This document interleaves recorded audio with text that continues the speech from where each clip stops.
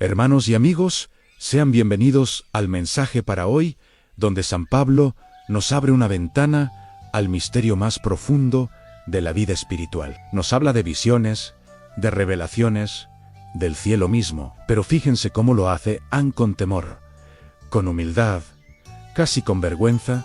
¿Y por qué? Porque en el reino de Dios, el que más cuenta no es el que más visiones tiene, sino el que más ama. Esta palabra tan poderosa nos invita hoy a revisar cómo estamos viviendo nuestra fe, cómo servimos a los demás y, sobre todo, desde qué lugar de nuestro corazón hablamos de Dios en primero, vamos a nuestro fundamento bíblico. La palabra de Dios, en la segunda carta a los Corintios, capítulo 12, versículos del 1 al 4, nos muestra cómo San Pablo nos afirma tres verdades esenciales. La primera es que las experiencias espirituales son un don, no un mérito. San Pablo no dice yo merecí subir al cielo, sino fui llevado. La iniciativa siempre es de Dios.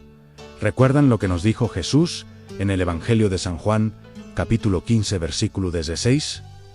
¿No me elegisteis vosotros a mí? Fui yo quien os elegí. Nuestra vida espiritual no es una carrera de logros, sino una respuesta agradecida a un regalo inmerecido. La segunda verdad es que el misterio de Dios supera por completo nuestras palabras. San Pablo dice que escuchó cosas que a un ser humano no le es permitido expresar. Esto nos conecta con lo que él mismo escribe en la primera a los Corintios, capítulo 13, versículo 12.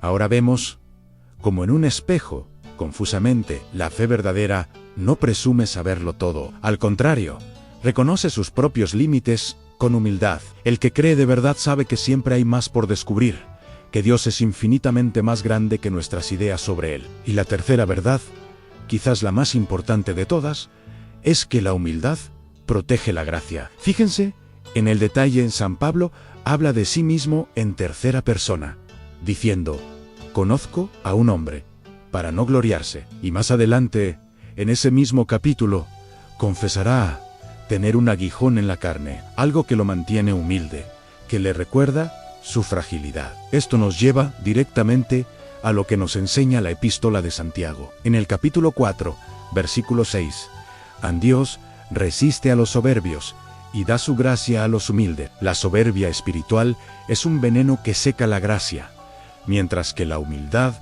es el terreno fértil donde el amor de Dios puede florecer. Ahora, pasemos a nuestro segundo pilar en el fundamento, en la santa tradición. La tradición no es un conjunto de reglas antiguas, es la experiencia viva de la Iglesia a lo largo de los siglos. Y si miramos a los grandes santos, ¿qué vemos? Vemos que nunca se apoyaron en sus visiones o experiencias extraordinarias, sino en la obediencia y el amor. San Juan de la Cruz, un místico profundo, nos advertía con claridad: no busques visiones, porque el demonio puede engañar. Busca amor, porque en eso Dios no engaña. ¡Qué sabiduría tan grande! El demonio puede imitar milagros, pero no puede imitar el amor desinteresado y humilde. Y Santa Teresa de Ávila, que tuvo auténticas visiones y experiencias místicas, nos dejó una señal infalible para discernir si una experiencia viene de Dios.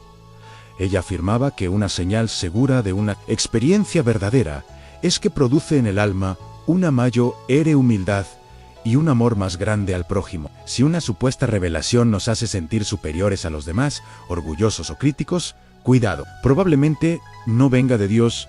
La conclusión que nos deja la tradición apostólica es clara. Las visiones no son necesarias para alcanzar la santidad. El fruto verdadero, el que no engaña, es la conversión del corazón, la obediencia a la Iglesia y la caridad activa. Como dijo Jesús en el Evangelio de San Mateo, capítulo 7, versículo 20, por sus frutos los reconoceréis, no por sus visiones, no por sus éxtasis, sino por sus frutos de amor. Y esto nos lleva a nuestro tercer fundamento, la enseñanza oficial de nuestra Santa Iglesia, el magisterio. En el Catecismo de la Iglesia Católica, el numeral 67 nos dice algo muy importante. Explica que, a lo largo de los siglos, han existido revelaciones privadas, pero éstas no pertenecen al depósito de la fe. ¿Qué significa esto? Significa que Dios puede ciertamente, hablarle a una persona de forma particular, pero nada de eso sustituye o mejora el Evangelio. La revelación pública, completa y definitiva está en Jesucristo. Por tanto, ninguna experiencia personal, por muy intensa que parezca, está por encima de la enseñanza de la Iglesia. La Iglesia es la guardiana de la fe y nuestro punto de referencia seguro. El gran San Juan Pablo II nos enseñó que no debe haber un divorcio entre la fe y la vida. Lo escribió en su documento Scripti Fidelis Leysi. Si una experiencia espiritual, una visión, un sentimiento, no se traduce en una vida más santa, más servicial, más coherente, entonces esa experiencia no viene de Dios. El mensaje central es este: no se trata de cuántas visiones tengamos, sino de cuánto dejamos que Dios nos transforme por dentro. San Pablo fue llevado al tercer cielo.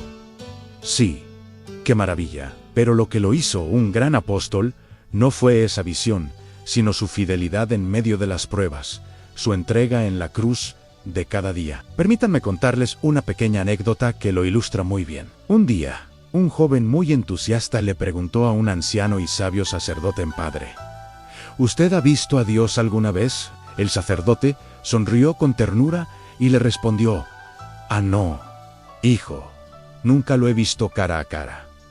Pero he aprendido a reconocerlo. Lo reconozco cuando lavo los pies del peregrino cansado, cuando escucho con paciencia al que sufre, cuando perdono de corazón al que me ha herido, y cuando mi propio cansancio sirve para que otros descansen». Ese sacerdote nunca tuvo visiones espectaculares, pero vivía en el tercer cielo todos los días. La moraleja es simple y profunda: el cielo no se presume, se vive. Dios se revela mucho más en el amor sencillo y cotidiano que en los fenómenos extraordinarios. Así que, resumiendo todo lo que hemos compartido, San Pablo tuvo una experiencia sublime, única, pero no la usó para exaltarse a sí mismo. Al contrario, nos enseñó que la gracia de Dios se cuida con humildad. La Iglesia, a través de la tradición y el magisterio, nos recuerda constantemente que la fe no se exhibe, se vive. Se trata de encarnar el Evangelio en nuestras acciones diarias. La verdadera fuerza espiritual